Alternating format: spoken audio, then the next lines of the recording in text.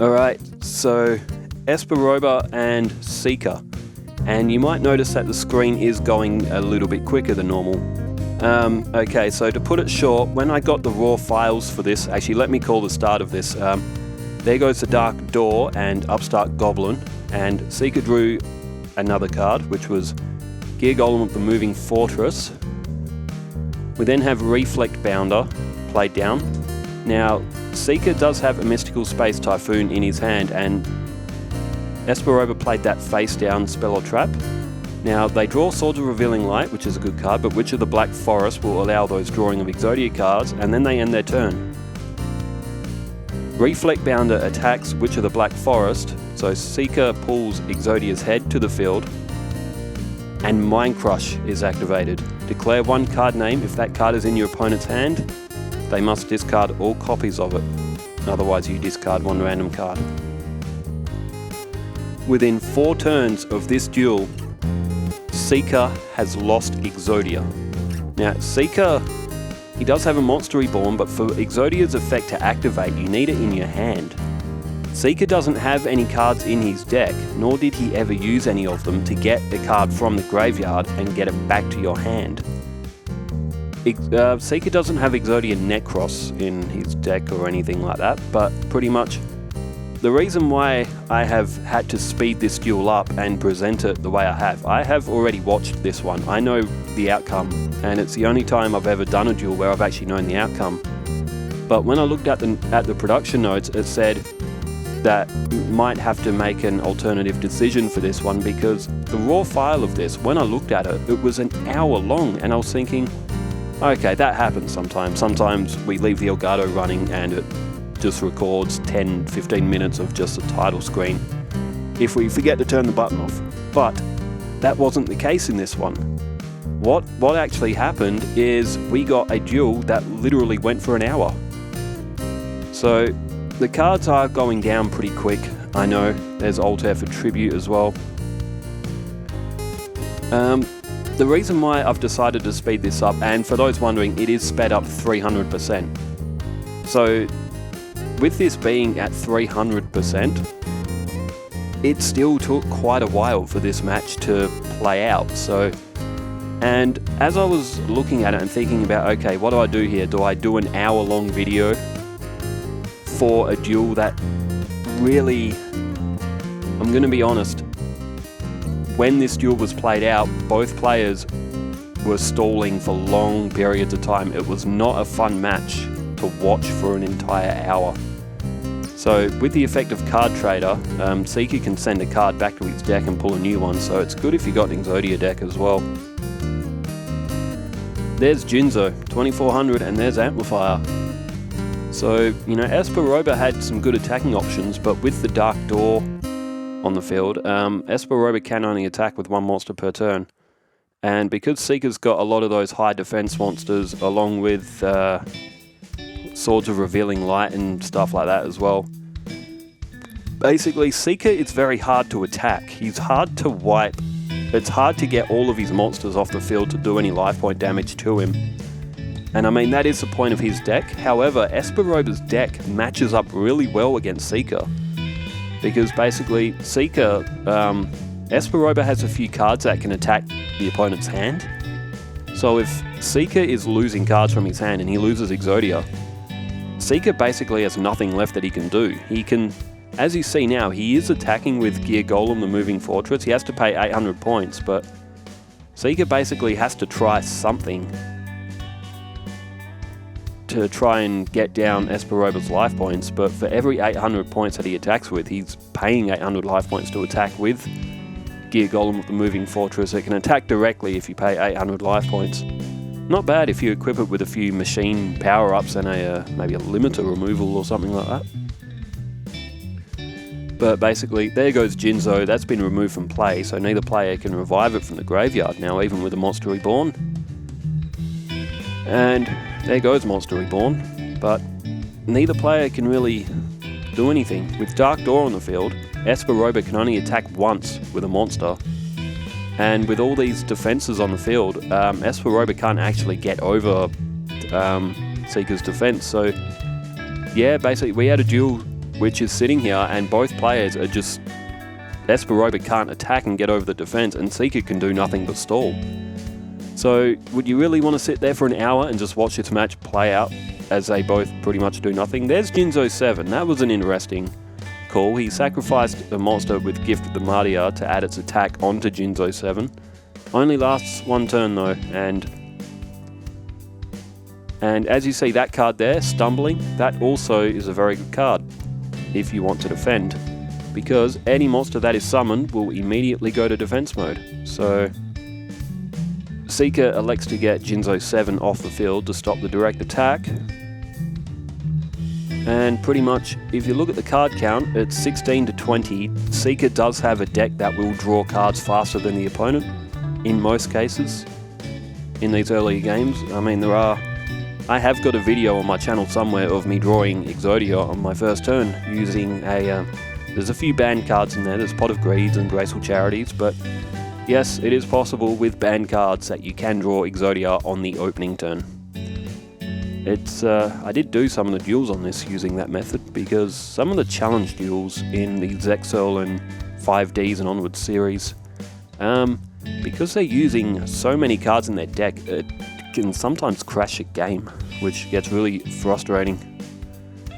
But yeah, there's nothing it's still an interesting match because of how the nature of the match is played. It's still an interesting duel, but it just took way too long. And there's nothing really happening on the field that you can't really that it's easy to follow along with everything that's happening. There's a Monster Reborn. He's got Brain Control as well, which is also a good card.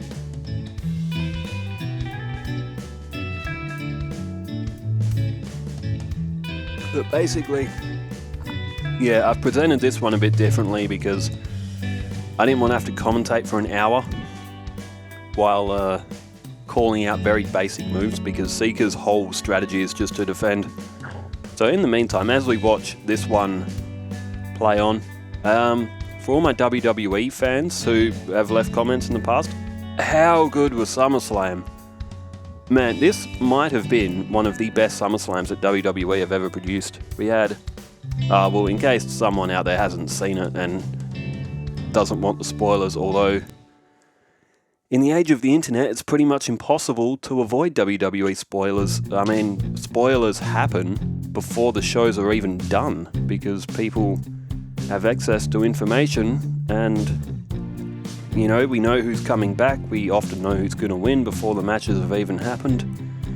It is the curse of the social media and all that, is that we do get spoilers before they happen in WWE these days. Still, what a show it was. SummerSlam was absolutely incredible.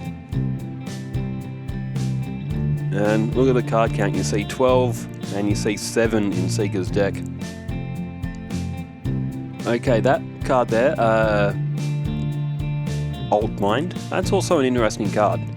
You play that and you select a card in your hand, and if the opponent has that card, I think it's Monster, Magic or Trap, I think it categorizes by those three, you can send one of them to your opponent's graveyard. So that's Espa Roba being able to attack the opponent's hand again, which is effective if you're playing against an Yugioh deck. If you get it wrong though, I think the card just goes to the graveyard. But I know there was a... Okay, so there you go. So it selected Infinite Dismissal, which was a trap. So because Seeker didn't have any traps in his hand, Old Mind went to the graveyard. If it was a monster or a magic card, then Seeker would have been able to discard that card from Espa's hand to the graveyard, and then Old Mind would have flipped over back to Espa's hand. It's an interesting card, Old Mind. But anyway, Seeker ran out of cards. His deck overdrew and he got a default loss. That's how the first match ended, and the second one, as you see on Espa Roba's first turn, he got Mind Crush again. He drew it on his first turn. And basically all he's got to do is just wait. Wait until that opportune moment, until he knows that Seeker's got one of them in his hand,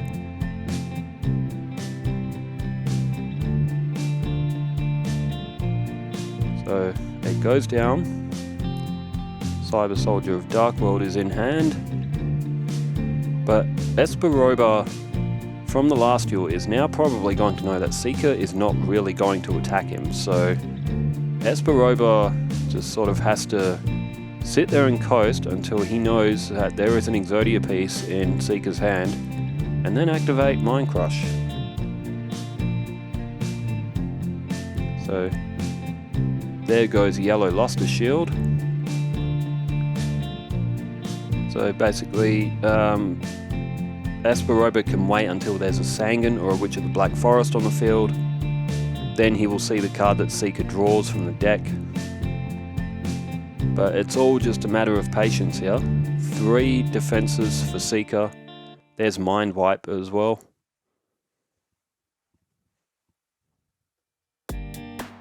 Doesn't really do that much. If your opponent's got 3 or less cards, they put them all in the deck and they draw the same number of cards they had. Possibly a card that benefits your opponent more than actually hinders them. There's a Sangan for Espa Roba. And there's a Shard of Greed for Seeker. Jinzo 7 is drawn. That can attack directly. And basically, here's where Seeker starts to come unglued. He doesn't know that Espa Roba's got Mind Crush on the field. However, Cup of Ace, which Seeker got wrong. Seeker already though, he's below cards on deck, and here we see Jinzo come to the field. Jinzo is only a 6-star monster as well. That is so hard to believe. Jinzo really should be 7 stars given how strong it is. Hyro's Shadow Scout, that continues to get more cards out of the hand of Seeker. And this is where Espa Roba actually got it wrong. He played Jinzo Lord, and Jinzo Lord actually got rid of Amplifier. And now Espa Roba can't activate Mind Wipe, so he overlooked that and he actually made that trap card unusable for himself. Now the Dark Door is on the field, so again, Seeker can only attack with, Espa Roba can only attack with 1 monster per turn. But to use Mind Crush, Jinzo Lord would actually have to get off the field. And there you see Sangan attacked, and now Seeker unknowingly is actually safe, but look at this. Old Mind has come to Espa Roba's hand, and all Espa Roba has to do is to lay Altar of Tribute on the field and activate Old Mind.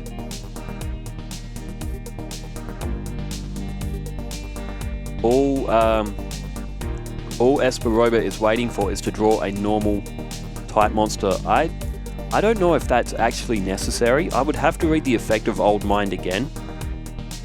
But there it is, it says Tripwire Beast. But it says Monster Spell or Trap, and there it was. A piece of Exodia was selected, and Tripwire Beast was sacrificed. Seeker once again lost the Exodia piece in his hand, so Mind Wipe was played, and then Mind Crush, I think that card's called, but it doesn't matter now. With an Exodia piece in the graveyard, once again Seeker cannot summon Exodia. Espa Roba's deck is perfect for Seeker because it can attack the hand. And now pretty much Espa Roba is basically just has to survive Jinzo Lords in his hand. He hasn't got very strong monsters on the field, but the thing is Seeker just doesn't have enough to attack with. Jinzo comes to the field from the effect of Jinzo Returner, and from here, there goes Jinzo Lord again. Espa Roba didn't learn from the first time he played it. However, 21 cards in Espa Roba's deck, 13 in Seeker's, and pretty much we will see almost a repetition of what happened last time. Remember, I have actually seen this duel before I announced it, but this is pretty much all that happened. because Espa Roba was able to get one of the Yugioh pieces to the graveyard, Seeker basically can't do anything. If he loses Yugioh, he probably loses a duel. And that goes for sort of any game that he plays in, although not every duelist has cards that will attack the hand, so Espa Roba, he just matches up well. And pretty much what we will see is, again, a duel that is pretty easy to follow along. The cards in play aren't overly complex. There's not really a lot happening. And yeah, it wasn't a very entertaining match, especially when you were watching it in real time, going over an hour, so that's why I decided to do it this way. Did I make the right decision by doing it this way? Look at that, we're at turn 34 already. Like, it's an interesting duel in the terms of it being so tactical, but tactics, after that tactic is played and one duelist literally cannot win until they just end up running out of cards, like Seeker did in the first duel. I didn't think it was necessary to put everyone to sit there for so long. There's the Fiend Mega Cyber, I think that is. The Fiend Mega Cyber in Espa's hand as well. But as this duel plays out, oh man, SummerSlam was incredible. I'm so looking forward to Raw tomorrow morning as well. You know what else is starting up soon as well? The Premier League season, EPL. I know there are a few people from the UK in my Yugioh commenters as well, who's keen for the new Premier League season as well, as well as the EFL as well. All the seasons start up. Has anyone been watching the Olympics as well? It's been a bit of a controversial Olympics this time around, but I've watched a little bit as well. That's why I wasn't able to produce as much over the weekend and last week, because these duels took forever to produce, as well as, the Olympics is on. SummerSlam was on. I mean, if you live in Australia as well, AFL's a big thing. It's getting closer to the end of the AFL season right now as well. So much is happening in this world right now. Like, back in the 90s, man, it was such a simple time. You would, in Australia anyway, at 6 o'clock every night, The Simpsons would come on TV. You would watch that while you were eating dinner. And pretty much that was, you didn't have so much content coming at you at so many random times. Like 6 o'clock was The Simpsons. For those who watch Futurama as well, a new episode of Futurama came out as well. I also saw that. That came out over the last couple of days or the last week or so as well. Futurama was a great show. Very, very cool show. And it is, like season 12 or something of Futurama. Was it any good, the new episode? A lot like the season that they made, the new Futurama season a few months ago. It has its moments. It doesn't quite hit the same as the classic episodes do, but it's still good. I still quite enjoyed it. Well, that's what happened. Seeker ran out of cards twice. And this duel took almost an hour when it was at normal speed, and they only played 2 matches. They didn't play 3. If you hear of a duel going for an hour, you think, oh, that's a best of 3, and it went down to the 3rd duel. No, this one didn't go to 3 duels. They only played 2 duels, and it went for an hour. So, in theory, if they played 3 matches, that could have went for an hour and a half, realistically.